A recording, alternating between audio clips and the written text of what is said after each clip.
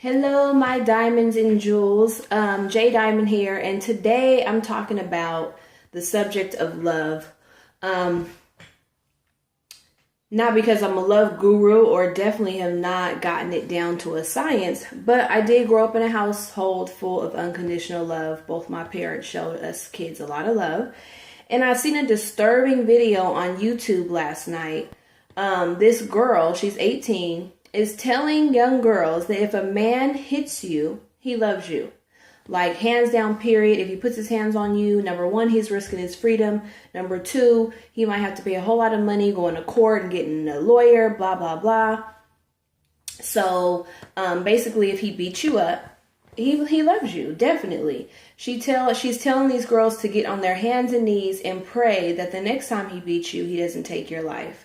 So to hear someone in this generation have such a misconstrued concept about love is disturbing. Because when I was 18, I was confused as far as not what love was, but when I fell in love with somebody, all the signs that I totally overlooked just from being in love.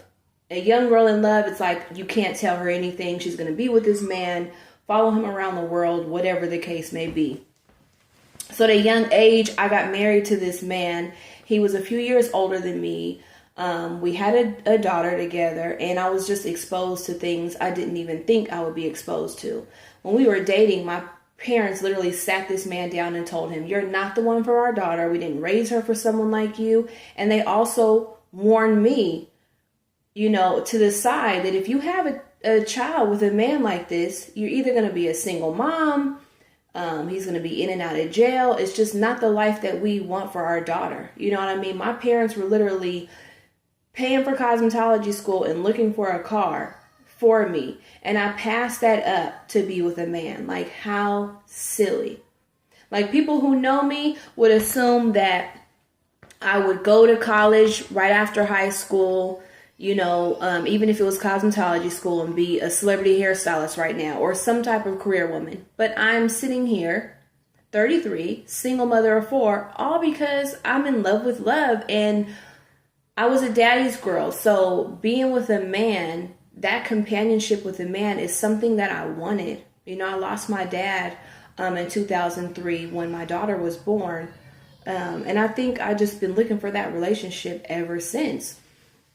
So, making the decision to love somebody that didn't love me, it led to a lot of heartache. And I was exposed to things like drugs, just the streets. I didn't grow up like that. I was very sheltered, homeschool, church. That was it. Like, homeschool church. I was such a homebody that people from my same neighborhood see me when I was older, like, "Where you from?" And I'm like, "Same place you from," I don't even get it. But I was in the house so much that a lot of people didn't even know I was around, I was the minister's daughter. But anyway, so fast forwarding, we get married, have a child, and I'm exposed to things. I come home, there's people counting pills on the coffee table, there's weed smoke everywhere. Like, at this time, I was not about that life. I didn't smoke weed, I didn't drink, I didn't go out. I was a wife. I wanted to be the woman that I see my mother be. I worked every day. I cooked, I cleaned, and took care of our daughter and took care of myself. So in this relationship, I was exposed to things like my husband had an anger problem, and it wasn't that he ever hit me, but he just would lose his temper like that. He had a gambling problem, so he would go to work for 2 weeks, get paid, and jump in a dice game on third and lose his whole check, come home, ready to get the pistol and go kill these men who got his money. And it's like, that's your fault. These men are losing money or playing with money that they've hustled with. They could make it back like that, in the next hour.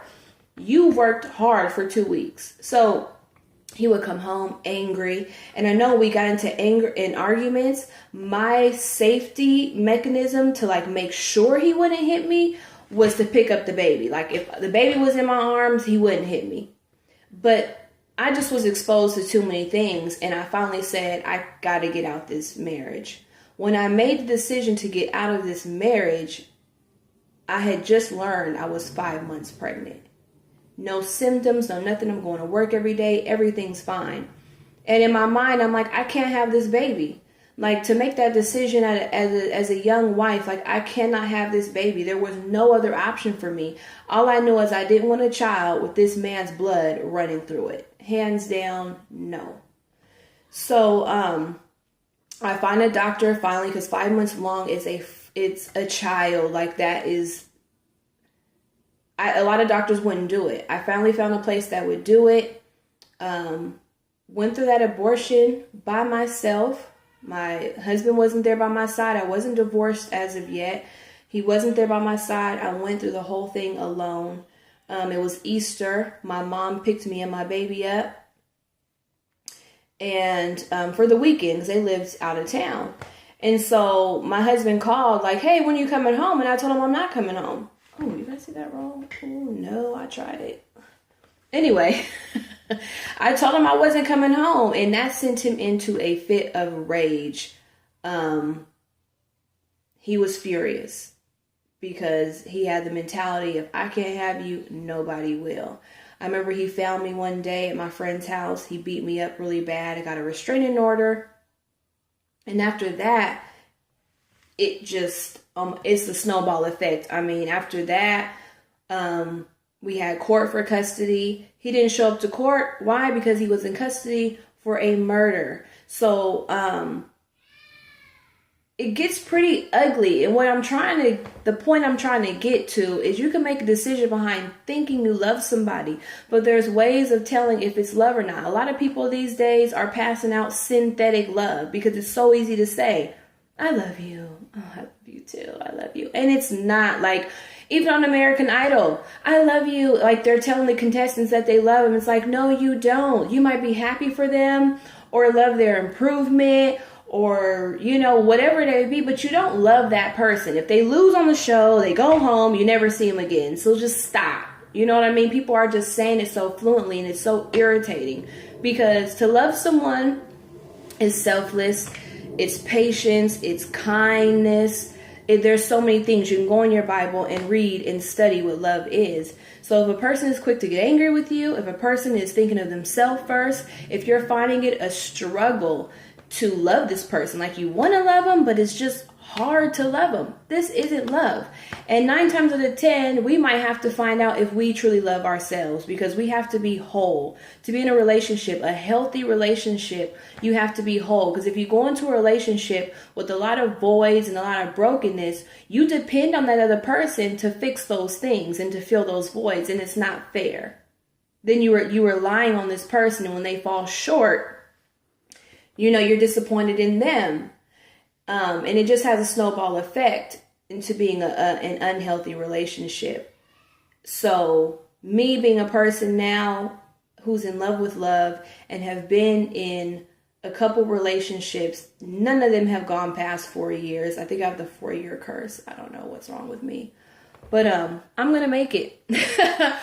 My king is out there somewhere. I'm not searching for him now. Like, I'm totally in a relationship with myself. I've learned that I have to love myself. I have a lot of unresolved issues with men from, you know, these things happening. So I just encourage everybody to have a relationship with yourself. A lot of people are in relationships. They think are relationships, but they're really just circumstances or situations, or see what had happened was. You know, you end up with somebody and having kids, and it's like, oh my gosh, let me stay with them for the kids. My dad said, don't do that. Because if you're not happy, you can't make your kids happy. Or people stay with someone for a decade and they're older and they're like, I'm not going to get back in the game. I'm 42. Like, it's pointless.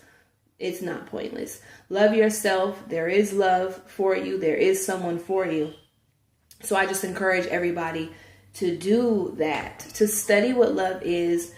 Learn to be in love with yourself. Take time for yourself. If you do meet someone, take time. Somebody can show you who they are, and it's not really who they are. You know what I mean? They can put up a front,